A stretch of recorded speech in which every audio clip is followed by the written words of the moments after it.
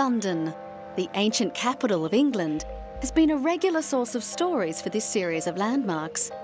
Even in Europe, few cities can boast as many recognisable or significant icons, such as Big Ben, Tower Bridge, the Tower of London, and the Thames River. Now, after 2 years of refurbishment, one of London's cultural and architectural icons, the Royal Festival Hall, has finally reopened. The arts complex on the south bank of the Thames was constructed as part of the celebrations for the Festival of Britain in 1951. In the half-century since, the Royal Festival Hall had become one of the leading concert and cultural venues in the capital, but there had been criticisms of its acoustics and design. The work of the past 2 years has been to make good on those shortcomings. The main changes here have been to the seating, where we have significantly increased the leg space to accommodate rather taller people than was the case in 1951, so there's 3 inches more of leg room. The surfaces have been taken down, stripped, cleaned, put back on, and we've now addressed some of the major acoustic problems. We've put some acoustic wings into the ceiling. The stage can now be raised up and down, and the combination of those two on the much harder surfaces has now given us a much stronger acoustic. So all of the conductors who've been in here, all of the soloists who've been in here as we've been doing our acoustic trialling, have pronounced themselves very impressed with what they've heard.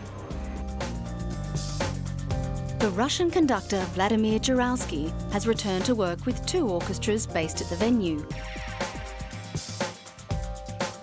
Funding for the refurbishment has come from a combination of public and private contributions.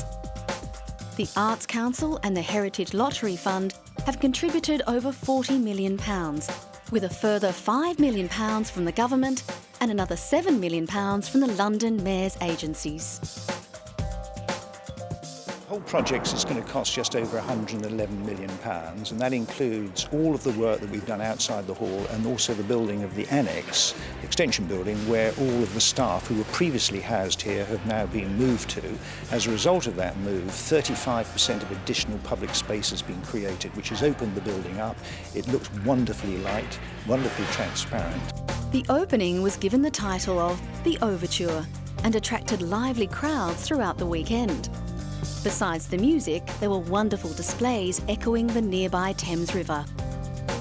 The original 1951 Festival of Britain was significant and is still rather optimistically referred to as heralding a new Elizabethan age. It was a festival to mark the end of the war and hopefully the growing prosperity after the war, and indeed that prosperity has come around, and this site is now absolutely thriving. We have about 14 million visitors a year to the site as a whole. We have opened up some wonderful restaurants and wonderful shops. We have a great cultural programme, so this is now one of the key destinations for people from London, all over the United Kingdom, and an increasing number of people from all over the world come here to see great work. The refurbished hall takes advantage of its proximity to the River Thames. With easy accessibility, patrons are increasingly using Festival Hall's other attractions, such as the restaurants and cafes. The substantial revenue they raise contributes to funding the hall's music programme. But the main attraction is, of course, the music. All 4 of the hall's resident orchestras were featured in the first of the Gala Night concerts. It was a night to remember.